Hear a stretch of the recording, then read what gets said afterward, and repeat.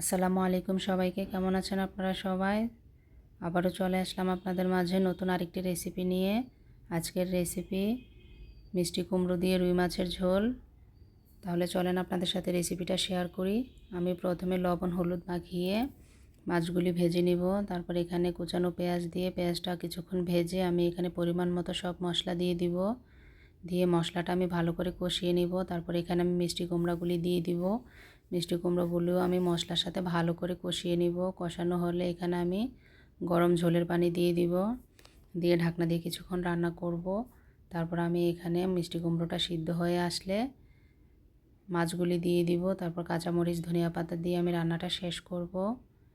এরকম টাটকা রুই মাছ দিয়ে মিষ্টি কুমড়ো রান্না করলে কিন্তু ভীষণ মজা হয়। আপনারা এভাবে রান্না করবেন, আশা করি অনেক বেশি ভালো লাগবে। আপনারা সবাই ভালো থাকবেন। আসসালামু আলাইকুম।